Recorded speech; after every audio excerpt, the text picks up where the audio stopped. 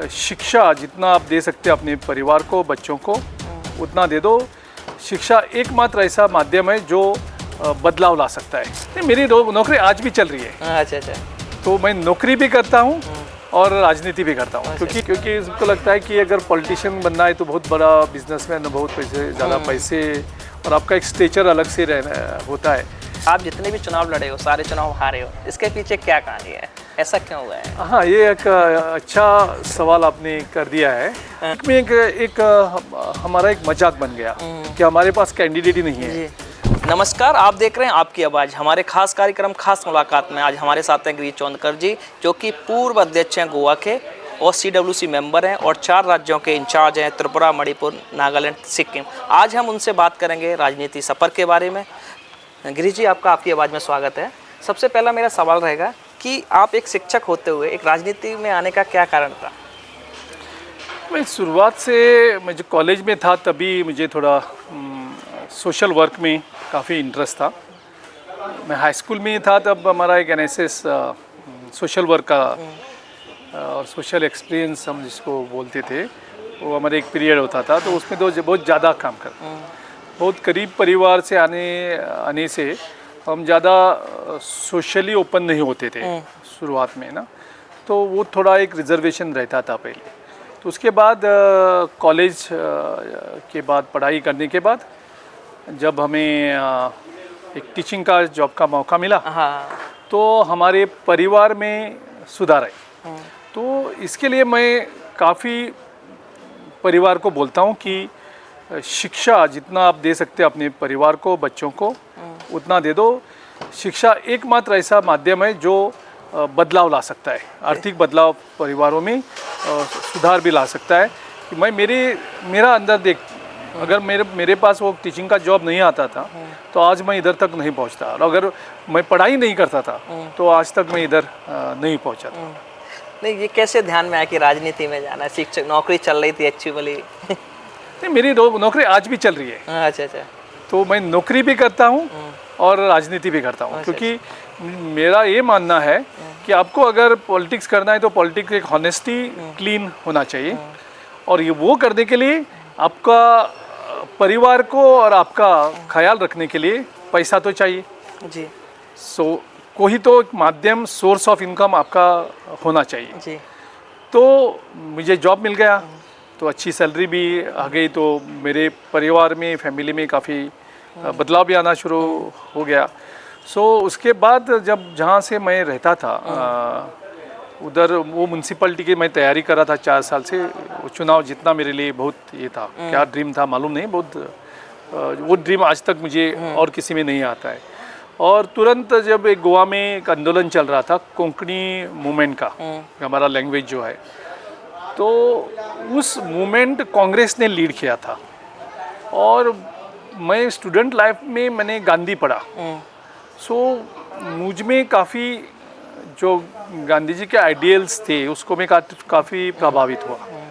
तो वो आइडियोलॉजी से मैं आ गया। और जब कांग्रेस पार्टी गोवा में एक कोंकणी लैंग्वेज बनाने के लिए लड़ रही थी, तो मेरा एक्चुअली पिताजी मराठी का फॉलोअर था। अच्छा। और उधर एक कोंकणी मराठी का इशू चल रहा था, तो मेरे घर में भी ये थोड़ा टसल सा शुरू हो गया। और मैं कोंकणी था, पिताजी मराठी था, और तो उससे मैं थोड़ा कांग्रेस से जुड़ गया, प्रभावित होके। और बाद में मैं यूथ कांग्रेस में जुड़ गया। उस बूथ का मैं मेंबर बना, बूथ में काम कर दिया, बूथ का अध्यक्ष बन गया। बूथ का अध्यक्ष बन के बाद में यूथ कांग्रेस का जनरल सेक्रेटरी बना, और उससे मैं यूथ कांग्रेस का स्टेट ब्लॉक प्रेसिडेंट बन गया। और उसके बाद 2000 में, उसके जब लगभग मैं 89-90 में ज्वाइन हुआ, तो लगभग 10 साल के बाद मैं स्टेट का यूथ कांग्रेस का प्रेसिडेंट बना, और वो 7 साल चलाया।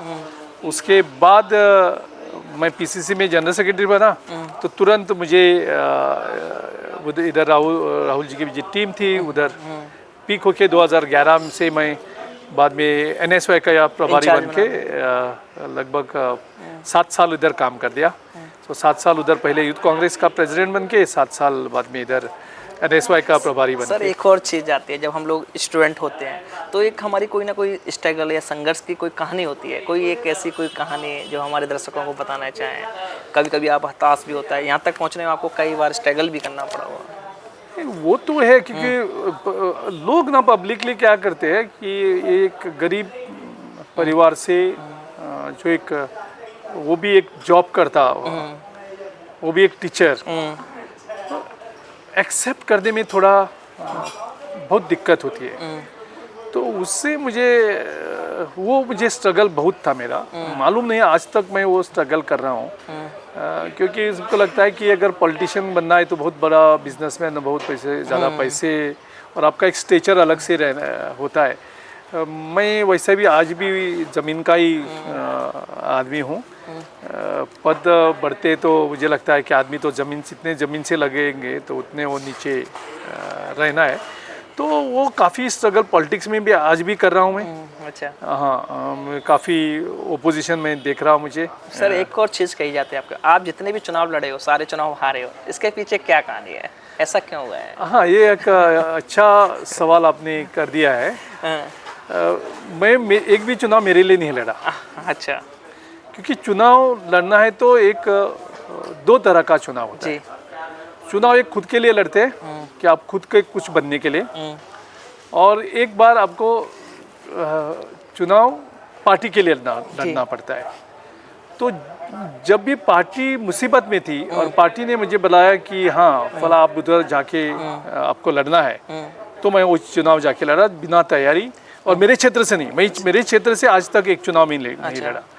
मैं एक सिंपल से उदाहरण देता हूँ। मैं 2018 में एक बाई इलेक्शन हुआ पणजी में, जहाँ हमारा कैंडिडेट तय था कौन लड़ेगा। और उस चुनाव में जो गोवा का एक सबसे बड़ा नेता बीजेपी का रहा, मनोहर पर्रिकर, वो देश में डिफेंस मिनिस्टर बन के काफ़ी लोग उसको जानने लगे। गोवा का पूर्व मुख्यमंत्री भी रहा, IITN था, उसका इमेज भी ऐसे ही अलग ही थी। तो वो जब उसको नेशनल पॉलिटिक्स नहीं चाहता था, वो लोकल पॉलिटिक्स में घुसना चाहता था। अच्छा। तो डिफेंस मिनिस्टर रिजाइन करके गोवा में आके CM बना। और ये कब बना? चुनाव होने के बाद, ताकि उनको एक्चुअली बहुत कम सीटें मिली थी, हम सिंगल लार्जेस्ट थी। जी जी। तो कैसे करके उन्होंने CM बने वो, और वो मुख्यमंत्री बने। तो उसका बाद में चुनाव था, by election. So by election में हमने उधर एक जो बहुत सीनियर लीडर था हमारा और पावरफुल था नेबरिंग कॉन्स्टिट्यूंसी का, बाबूश मंसरात बोल के, उसको हमने फाइनलाइज किया कि वो कैंडिडेट लड़ेगा। लेकिन उन्होंने सेटिंग कर दिया पर्रिकर जी ने उसके साथ, और उसको विड्रॉ कर दिया फ्री से। सो उन्होंने बोला हमें कि वो नहीं लड़ेगा। उन्होंने एक पार्टी ज्वाइन कर दी और वो निकल गया पार्टी से। उसके बाद हमने उसको उधर का एक एक्स मेयर को हमने रेडी किया, जो हमारा इंचार्ज था उधर का। सो उसको समझाया, वो रेडी हो गया। तुरंत बात पर्रिकर तक पहुंच गई, पर्रिकर ने उसको दबाव डाला और उसको बाद में एक प्रोमिनेंट लॉयर को हमने अप्रोच किया, वो भी तैयार हो गया। लेकिन एक दिन के अंदर उसको भी वो भी दवा में आ गया कि वो भी बाद में लगा नहीं लड़ेंगे। तो पार्टी लीडरशिप दिल्ली में और लोकल गोवा में जो इंचार्ज थे वो काफ़ी टेंशन में आ गए कि पब्लिक में एक हमारा एक मजाक बन गया कि हमारे पास कैंडिडेट ही नहीं है और अभी CM के सामने लड़ना है तो क्या। तो उस वक्त मुझे गर्व है कि पार्टी ने मुझे इसलिए चुना ताकि मैं एक उधर इलेक्शन लड़ूंगा, लेकिन मैं कॉम्प्रोमाइज़ नहीं करूँगा। अच्छा, ईमानदार रहा पे। हाँ, तो पार्टी ने मुझे बोला कि आपको लड़ना है। तो मैं तो पहले डर गया कि ना उधर हमारा ब्लॉक है, एक सिर्फ अध्यक्ष है, ना बूथ पे कोई है, कुछ नहीं, काउंसिलर भी नहीं, कुछ नहीं हमारा उधर पणजी सिटी में। तो मैंने सोचा हम कैसे जाके उधर चुनाव लड़ सकते हैं। तो मैंने मना कर दिया। मैंने बोला हम आपको कैंडिडेट चाहेंगे तो मैं कैंडिडेट अरेंज करूँगा। मैंने बोला नहीं, पार्टी लीडरशिप चाहती है कि कोई अभी और मजाक नहीं बनना चाहिए पार्टी का, आप ही लड़ो, हम आपके पूरे साथ हैं। और उस वक्त हमारे 16 विधायक थे। मैंने बोला ठीक है पार्टी के लिए लड़ूंगा कि हारना हार तो जीत तो सिक्के के पहलू हैं। हारना तो क्योंकि एक सिटिंग सीएम प्रभु मनोहर पर्रिकर जैसा कैसे लड़ेंगे। जी। तो जब मेरा कैंडिडेचर अनाउंस हो गया तो सब ने मजाक बनाया मेरा, और बीजेपी ने तो मुझे इतने हल्के में लिया कि उन्हें लगा कि 500 वोट से आगे नहीं जाएगा। तो लड़का मेरे लिए, मुझे बाउंड्री भी मालूम नहीं थे, इसके लिए भी बीजेपी मजाक बन रहे थे कि मैं इस कॉन्स्टिट्यूंसी में जा रहा है या उस कॉन्स्टिट्यूंसी में जा रहा है, मुझे मालूम नहीं है। मैंने बोला ठीक है मुझे मालूम नहीं है सच। तो हो गया, लड़ाई का शुरू हो गया। 16-17 दिन मिले मुझे, तो मैंने हाउस टू हाउस विजिट और इलेक्शन चुनाव तो उठा दिया पूरा। मनोहर पर्रिकर को अंत में 4 दिन तक मालूम नहीं था कि मैंने अंदर बहुत घुस गया। अच्छा। उसको जब पता चला कि मेरा कैंपेन बहुत तगड़ा चल रहा है और उसको तगड़ी फाइट मिल रही है, तो उन्होंने बाद में वो ज़मीन पे उतरा और वो भी घूमना उन्होंने लास्ट अंत में उसने शुरू कर दिया। लेकिन मेरा कोई एक भी विधायक एक बार आए मेरे साथ फ़ोटो निकाले और घूमने में कोई नहीं आया। अच्छा। और उसके पूरे मंत्री एक एक वार्ड लेके बूथ लेके बैठ गए।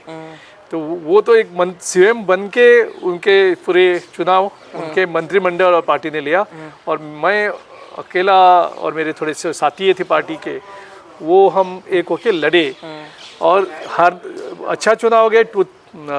2 वर्सेस 3 ऐसा वोटिंग शेयर था, लगभग 5000 वोट्स क्रॉस कर दिया था। तो वो तो मीडिया में तो वो जीता, लेकिन न्यूज़ तो मेरी बनी जी। एक तो मीडिया का आज भी मुझे स्टेट हेडिंग याद है, know the leader who gave tough fight to Manohar Parrikar. अच्छा।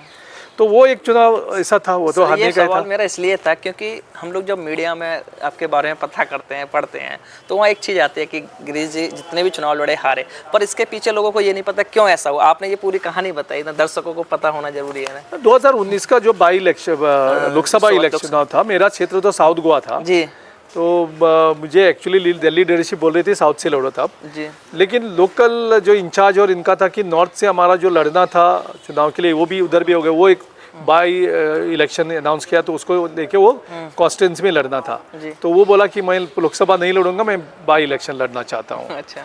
तो मैंने काफ़ी वो जो रानी था हमारा एक्स-सीएम, उसको उसके बीवी को या हमारे थोड़े सीनियर लीडर्स को अप्रोच किया कि वो लड़े, लेकिन वो तैयार नहीं थे। लेकिन पार्टी ने बोला कि एक ओबीसी को सीट देना है कहीं से, तो सीट तो 2 ही है। तो साउथ को दिया और मैं नॉर्थ से लड़ा, तो वो हाल तो। लेकिन वोट शेयर तो मेरा तो अभी अब तक हाईएस्ट है। जब मैं लड़ा उसका वो भी अच्छा फाइट लिया, वो भी पार्टी के लिए लड़ी।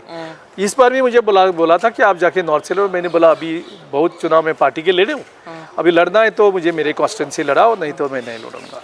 सर एक और सवाल है, अभी आप एनएसयूआई के इंचार्ज रहे, आप काफ़ी लंबे समय तक इंचार्ज रहे थे, ऐसे कोई बदलाव जिसमें आपने स्टूडेंट राजनीति में कुछ बदलाव किए हों?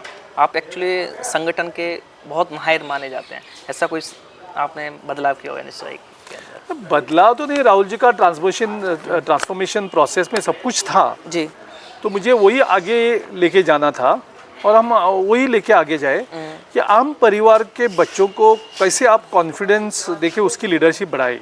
ये मेरा काम था, उनको कैसे प्रोटेक्ट करे, उनको कैसे एनकरेज करे, क्योंकि इधर हर चीज़ में लड़ाई होती है, हर चीज़ में संघर्ष होता है। तो उस संघर्ष से उनको कैसे प्रोटेक्ट करें और उनको हम आगे पुश करें। सो ये मेरा काम था। वो मुझे लगता है कि मैंने बहुत अच्छी तरह से ये ग्रूमिंग उनको कर दिया, वो लोग आज तक भी उस चीज़ को याद करते हैं। दूसरा चीज़ ये है कि उनका एक जो सोच में बदलाव आना चाहिए कि मैं इंचार्ज होते हुए वो मुझे सवाल कर सके। अच्छा। मैं उनको वो फ्रीडम देता था कि इंचार्ज का मतलब नहीं, जब मैं जो भी मैं बोलूँगा वो सही होगी, आप उसको क्वेश्चन करो जी। मुझे भी क्वेश्चन करो, आपका नेशनल प्रेसिडेंट की भी क्वेश्चन करो, और अगर हमारे खिलाफ कुछ बोलना है तो मीटिंग में आपका बोलने का पूरा अधिकार है जी। मैं उसको वो देखे, कॉन्फिडेंस देके लीडरशिप वैसी होनी चाहिए जो क्वेश्चन करे, लीडरशिप को भी क्वेश्चन करे। सर एक और चीज़ है, आपको राहुल गांधी के करीबी नेताओं में माना जाता है, तो राहुल गांधी जी का भविष्य क्या है? देश का भविष्य राहुल जी का भविष्य है। राहुल जी देश अभी एक ही आदमी लीडर है जो संभाल रहे हैं। राहुल जी तो पूरा देश का ही आवाज़ बन चुके हैं। राहुल जी ऐसे एक ही नेता है पूरे देश में जिसका एक्सेप्टेंस पूरे पूरे देश में है। जी मैंने देखा नॉर्थ ईस्ट में राहुल जी की यात्रा हुई तो कैसा क्रेज़ था। हमारे पास कोई संगठन नहीं था भारत जोड़ो यात्रा।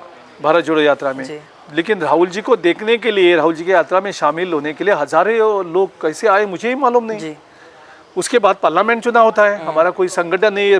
मणिपुर में 60 में से सिर्फ 5 विधायक हमारे हैं। जी नागालैंड में हमारा एक भी विधायक नहीं है। और राहुल जी की यात्रा ने उधर इतना ये किया कि राहुल जी के वजह से हम तीनों सीट जीत गए। अच्छा मणिपुर और नागालैंड बल्कि 3 सीट है और आज तीनों सीट हमारे पास है। सो ये उसका क्रेज़ है। गोवा में भी हमारा कोई संगठन नहीं था, फिर भी हमने जो साउथ में जो है वो हम सीट जीत गए। जी सो वो बहुत जगह पे ऐसा है कि राहुल जी का, उसका परिवार का क्रेज़ इतना है, उसके वजह से काफ़ी लोग जुड़ रहे हैं। राहुल जी ने एक अच्छा काम किया कि उन्होंने एक जो सर्कल था, जो सर्कल पॉलिटिकल सर्कल में एंटर होने के लिए दरवाजे खुल दिए। अच्छा वो खोले तो काफ़ी आम परिवार के लोग उसमें शामिल हुए। आज भी काफ़ी लोग ट्रांसफॉर्मेशन प्रोसेस जो राहुल जी ने लाया यूथ कांग्रेस और एनएसवाई में, कोई उसके फेवर में है, कोई उसके विरोध भी कर रहे हैं। क्रिटिक्स भी होते हैं, विरोध यानी क्रिटिक्स होती है कि, लेकिन मेरा ये मानना है कि आप ऊपर की क्रीम को छोड़ दो, लेकिन आप जो ग्राउंड के जो नेता है, मैं बोलो 10% लीडर जो बनते हैं ऊपर वाले वो छोड़ दो, 90% ऐसे लोग राहुल जी की सोच से अंदर आ गए जो अगर राहुल जी ने ये ट्रांसफॉर्मेशन का दरवाज़ा नहीं खोल देते तो वो लोग अंदर नहीं आते। और आज लोग वही मजबूती से हमारे लोकल लीडरशिप दे रहे हैं और ये पूरा राहुल जी का देन है। नहीं तो ये लोग कभी 90% लोग जो आज संगठन में हैं वो कांग्रेस में कभी नहीं रहते अगर वो राहुल जी ने दरवाज़ा नहीं खोले होते यूथ कांग्रेस और एनएसवाई के चुनाव में। अभी सर आप 4 राज्यों के प्रभारी हैं नॉर्थ ईस्ट के, आप हिंदी राज्य में भी काफ़ी काम किया है आपने। वहाँ की राजनीति और यहाँ की राजनीति में क्या अंतर देखते हैं? नॉर्थ ईस्ट की राजनीति एक अलग ढंग से है जी वो ज़्यादा से ज़्यादा केंद्र के सरकार से जाना चाहते हैं। उसके जो पॉलिटिकल लीडर्स हैं वो केंद्र सरकार के साथ रहना चाहते हैं। अच्छा अगर आज बीजेपी का सरकार है तो ज़्यादा से ज़्यादा राज्यों में बीजेपी का राज है। अच्छा तो उधर तो पूरे केंद्र के साथ रहना वो पसंद करते हैं। दूसरा है वो बहुत इमोशनल लोग हैं, एकदम आपको बहुत प्यार से आपको वेलकम करती है, प्यार देती है और वो इमोशनली बहुत कनेक्ट है अपनी ज़मीन से, जी अपने कल्चर से और अपने जो उनका जो ट्राइब होगा, ज़्यादा से ज़्यादा जो कम्युनिटी होगी उनमें वो काफ़ी अटैच रहते हैं। Ideologically north east is a Congress ideology state जी पूरा। और एक मुझे लगता है कि देश के लिए भी एक अलग सा अंग है, लेकिन वो भी धीरे धीरे वो मेन स्ट्रीम में पूरा ज्वाइन होना चाहते हैं, शामिल होना चाहते हैं। और उससे पॉलिटिकली भी उधर थोड़ा अलग ढंग है और अलग सा उसका कल्चर भी, बिल्कुल पॉलिटिकल कल्चर भी उनका काफ़ी अलग है। सो उनको डील करने के लिए भी उनका अलग से डील करता है। जब आप कोई स्ट्रेटजीज़ या पॉलिसीज़ प्रोग्राम करते हैं तो अलग राज्यों में वो अलग होता है, उस राज्यों में उसको एकदम इमोशनली प्यार से उनको हैंडल करना पड़ता है। सर हम लोग कांग्रेस की देश की राजनीति में क्या भविष्य है? कांग्रेस वापस आएगी? कांग्रेस तो रग रग में है, कांग्रेस तो गांव में है, ये आपको कोई और पार्टी में नहीं देखा पड़ेगा। जी बीजेपी की जो पार्टी है एक खंबा तंबू बन गई है। मोदी जी गया तो अभी ये पार्टी धीरे धीरे खत्म है। वो मोदी जी की लीडरशिप से खड़ी थी और मोदी जी की लीडरशिप अभी कट हो रही है जी तो धीरे धीरे बीजेपी भी कट हो रही है। और उन्होंने पूरे देश में दूसरे पार्टी से लोगों को लाके सरकार बनाया है कि उनका तो खुद का नहीं है। तो ये सब लोग भागने वाले थे। जब उनका लीडरशिप सब निकलेंगी, सरकार निकलेगा तो वो एक खोखला बन के रहेगा, उसका स्ट्रक्चर रहेगा लेकिन स्ट्रक्चर में कोई नहीं रहेगा। जी समझ गए? हाँ तो उन पे आदमी नहीं रहेंगे। अच्छा हाँ, ये बहुत डेंजरस सिचुएशन बीजेपी आने वाली है क्योंकि उन्होंने उनका खुद का कैडर भी खत्म कर दिया है। कि भावर के लोगों को ज़्यादा महत्व दिया है। सर अभी आज ही आपने एक मुद्दा उठाया, पेपर स्कैम, मतलब जॉब स्कैम, मतलब जॉब पैसे के बदले नौकरी, ये क्या कारण है इस स्कैम के पीछे के कारण?